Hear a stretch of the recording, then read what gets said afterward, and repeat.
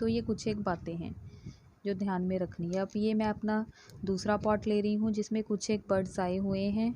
हालांकि जितना बड़ा पौधा है इसको ज़्यादा बर्ड्स प्रोड्यूस करने होते हैं, पर ये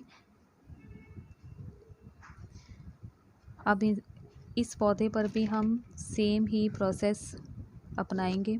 जैसे मैंने पहले पौधे की मिट्टी को हटाया था, तो आपने इस पौधे की मिट्टी को भी अच्छे से हटा लेना है।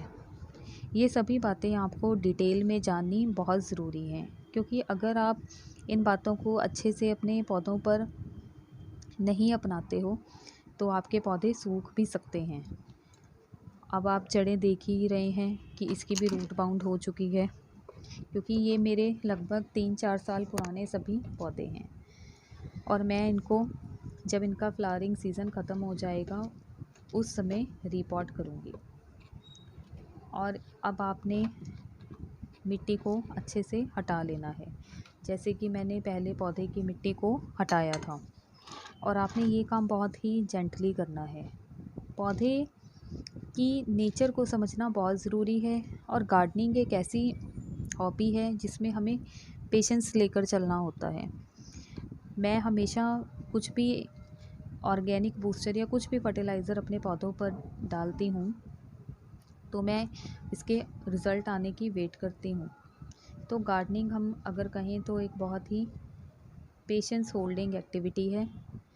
और आप अब देख ही रहे हैं मैंने गमले की सारी मिट्टी को हटा दिया है और मिट्टी लगभग 2 इंच गहरी होनी चाहिए, क्योंकि इससे जो भी आप छिलके डालते हो वो बहुत ही अच्छे से एडजस्ट हो जाते हैं। अब हम इसमें जो नेक्स्ट ऑर्गेनिक अपना बूस्टर यूज़ करेंगे।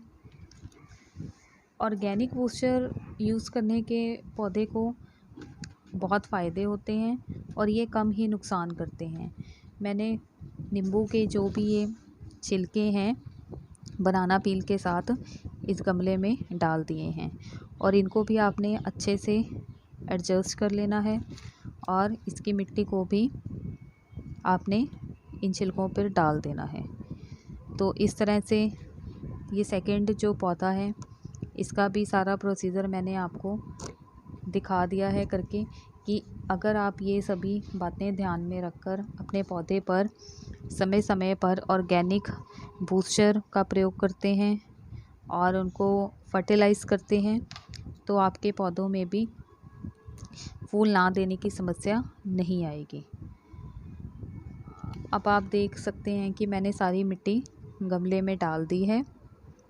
अब ये मेरा दूसरा पौधा है जो फ्लावरिंग बहुत ही कम प्रोड्यूस कर रहा है। तो मैंने ये आपको इस